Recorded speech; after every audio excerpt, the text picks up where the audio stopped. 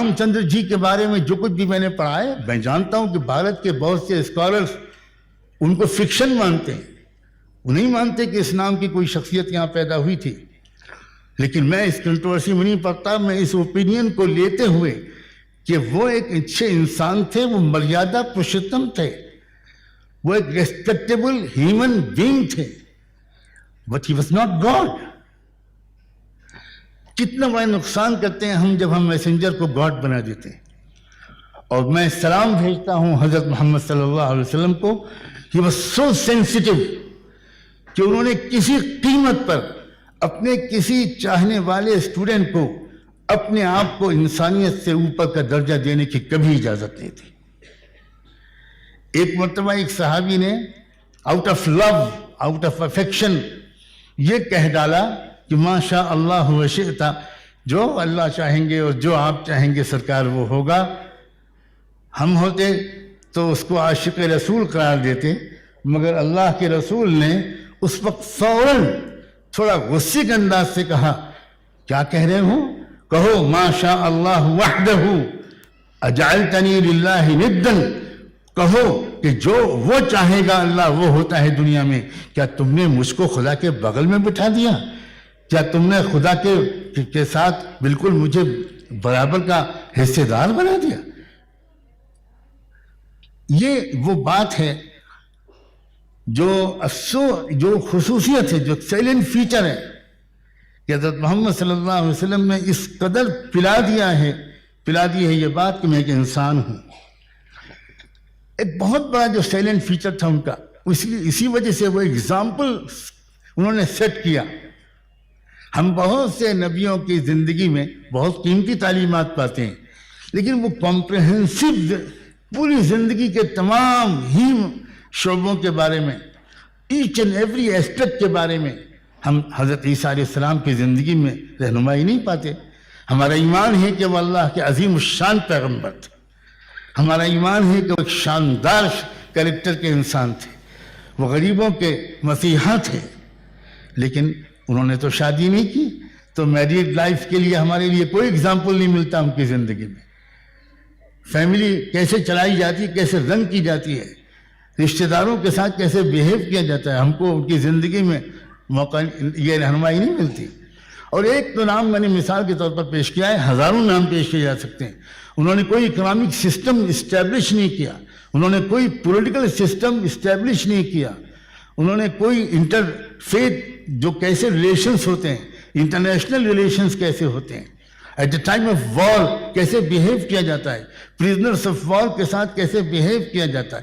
ہمیں نہیں ملتی یہ رہنمائیاں پریکٹیکل لائف کے بہت سے ایسپیکٹ کی بہت سے عظیم الشان پیغمبروں میں.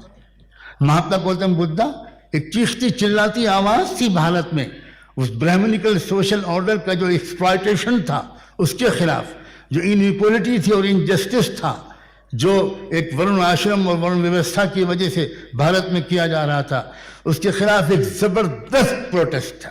اور ہمارے بعض علماء مہاتما گوتم بدھا کو بھارت میں بھیجے گئے خدا کا پیغمبر مانتے ہیں. لیکن مہاتما گوتم بدھا کی زندگی میں بھی ہم کو وہ پورا کمپریہنسو سسٹم نہیں ملتا. اب حضرت محمد کی زندگی پر نظر تو ڈالیے، کوئی ایک ایسپیکٹ ڈھونڈ کر کوئی نکال کے لائے جس کے بارے میں محمد صلی اللہ علیہ وسلم کی زندگی میں نیچرل ایزی ٹو پریکٹس کوئی ایسی رہنمائی نہ ملتی ہو. آج ابھی کچھ دیر پہلے ایک بہت اچھی گفتگو کی تھی جس میں انٹرسٹ کا ذکر آیا تھا، اکنامک سسٹم کا ذکر آیا تھا. کاش کہ وہ ہمارے اسپیکر اس وقت موجود ہوتے. یہ تو ایک عجیب غریب انہوں نے ٹاپک چھیڑا تھا. پوری دنیا جو اس وقت پریشان ہے وہ انٹرسٹ بیس اکنامی کی وجہ سے پریشان ہے، اور کبھی ہم نہیں نکل سکتے ان کرائم سے، ان جنگوں سے، اور یہ پور اور رچ کے درمیان جو روز بڑھتا ہوا گیپ ہے اس سے. کبھی انفلیشن ختم نہیں ہو سکتا unless and until the interest based economy is totally abolished and zakat based economy is established. زکوٰۃ مینس کوآپریشن, زکوٰۃ مینس تکافل, تعاون. اب انٹرسٹ کا تو عجیب حال ہے. انٹرسٹ میں تو اب میں تفصیل میں نہیں جا سکتا. یونائٹڈ نیشنز نے ایک مرتبہ ورلڈ سمٹ بلائی تھی ریلیجیس اینڈ اسپریچول ہیڈس کی. اس میں 1100 لوگ پوری دنیا سے بلائے گئے تھے. سارے یہ چھوٹے بڑے فیتھ کے لوگ وہاں پر تھے. مجھے بھی وہاں اسلام کی نمائندگی کے لیے جانے کا موقع ملا. جو ایک سیشن تھا, اس ایک پرٹیکولر سیشن تھا ایلیویشن یا ایلیمینیشن آف پاورٹی. پوری دنیا سے غریبی کو کیسے مٹایا جائے. ہر اسپیکر کو 11 منٹ دیے گئے تھے اور 11 منٹ میں ہم سب کو گویا غریبی کو مٹانا تھا پوری دنیا سے. تو میں جب میرا اس وقت مشورے سے طے ہو گیا تھا کہ اسلام کا جو سسٹم ہے غریبی کو مٹانے کا, اس کو بیان کرنے کی کوشش میں کروں گا. میں نے 10.5 منٹ کے اندر اپنی بات کو مکمل کر دیا اور اس میں صرف یہ بتانے کی کوشش کی کہ poorest nation of the world, اس جگہ پر ایک پریکٹیکل تجربہ کیا گیا تھا. With in a short span of 25 اور 35 ایئرس وہ بالکل غریبی مٹ گئی تھی. اس کا ایک جو تجربہ ہوا تھا, کیا فارمولہ تھا, میں نے اس کو پریزنٹ کرنے کی کوشش کی تھی. جیسے ہی میں اپنی بات کر کے پوڈیم سے ہٹنے لگا, secretary general mister Kofi Annan خود کھڑے ہو گئے جو پریسائڈ کر رہے تھے, اور انہوں نے ریکویسٹ کی کہ نعمانی صاحب نے پہلی بار ایک پریکٹیکل سولوشن دیا ہے. میں سارے لوگوں سے کہتا ہوں کہ اگر آپ الاؤ کریں تو ان کو فردر 11 منٹ دیا جائے تاکہ یہ اس کو فردر ایلیبوریٹ کریں. میری آنکھ میں آنسو آ گئے. یہ کمال میرا نہیں تھا, یہ کمال محمد رسول اللہ کا تھا.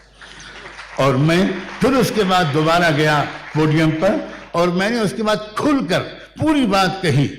زکوٰۃ کا نام لیا, محمد صلی اللہ علیہ وسلم کا نام لیا, 2.5 سسٹم کا جو سسٹم ہے 2.5% اس کو ایکسپلین کیا اور ایک مثال دی. میں نے کہا غانا یہ افریقہ کا بہت غریب ملک ہے. اس کا اگر نیو یارک شہر جہاں ہم لوگ اس وقت جمع تھے UN کے ہیڈ کوارٹر میں, اگر اس وقت نیو یارک شہر کا صرف جو سرپلس منی ہے وہ اتنے بلین ڈالر ہوتا ہے, اس کا 2.5% نکال دیا جائے تو وہ 2.5% پیسہ ڈالر جو ہیں وہ صرف 11 یا 13 سال میں غانا کو ایک بہت مالدار اور مضبوط ملک میں بدل دیں گے, اس کی پورے اکنامی کو. اب میرا تو دھیان بھی نہیں گیا تھا کہ Kofi Annan also belongs to Ghana اور ان کے وائف بھی غانا ہی کی ہیں. جب لنچ کے موقع پر ہم لوگ بیٹھے اور مجھے جس ٹیبل پہ بٹھایا گیا تھا اس میں سارے انڈیا کے ریپرزینٹیو تھے, اما بھارتی تھیں, اشوک سنگل تھے, گری راج کشور تھے, ان سب کے ساتھ میں بیٹھا تھا. ہم لوگ پریزنٹیز ایکسچینج کرنے لگے.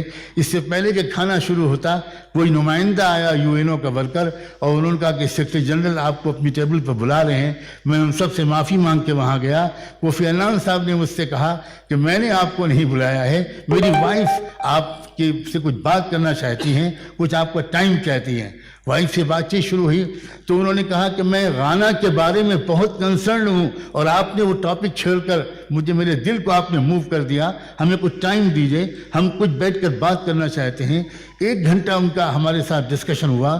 اس میں کئی فیمیل جو وہاں پر انوائٹیز آئی ہوئی تھی, خاص طور پر ترکی کی ایک لیڈی تھی بہن آمینہ, وہاں کی ممبر پارلیمنٹ, جن کو اس وقت صرف حجاب کی وجہ سے پارلیمنٹ میں جانے نہیں دیا گیا تھا اور ترکی سے چھوڑ کر وہ اسٹیٹس میں آ گئی تھیں, ان کو بھی میں نے انوائٹ کیا.